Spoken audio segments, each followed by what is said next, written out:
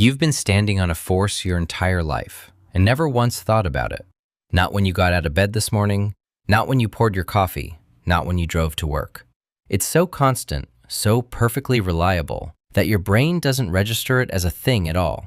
It's just the world. And that's the problem, because the moment you actually understand what gravity is doing every second of every day, the question stops being hypothetical.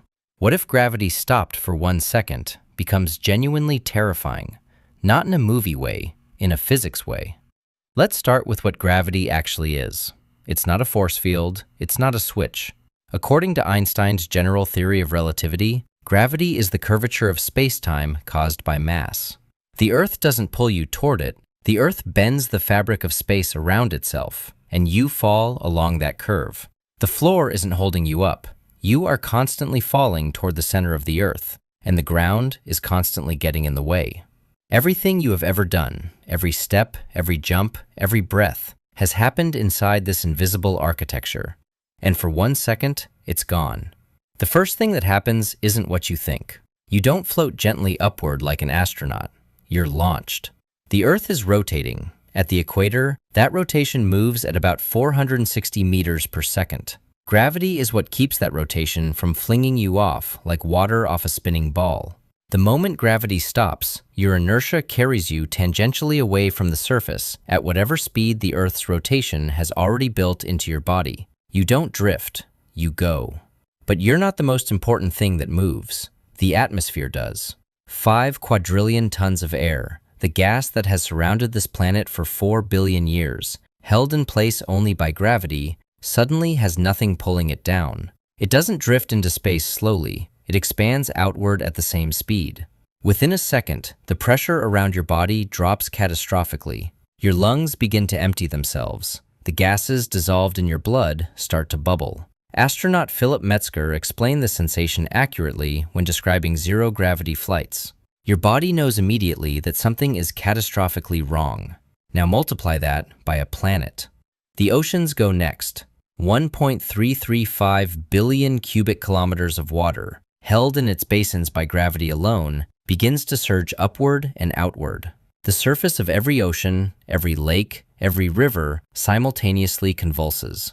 A second later, when gravity returns, that water doesn't land gently. It crashes back with the full momentum of its displacement across the entire planet simultaneously. Every coastline on Earth receives a wave that has no historical analog. And here's the part that actually keeps physicists up at night.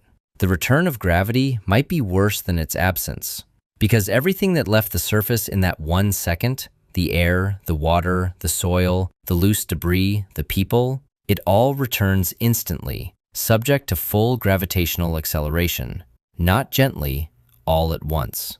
The atmospheric shockwave from 5 quadrillion tons of air slamming back toward Earth would encircle the planet multiple times.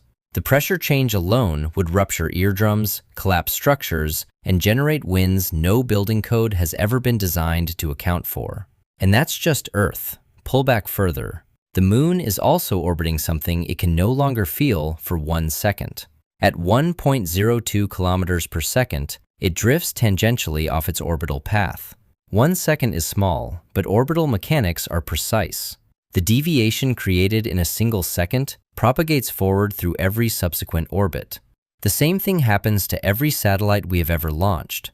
GPS, weather monitoring, communications, all of them accumulate a positional error that took years to put them in place and 1 second to permanently displace.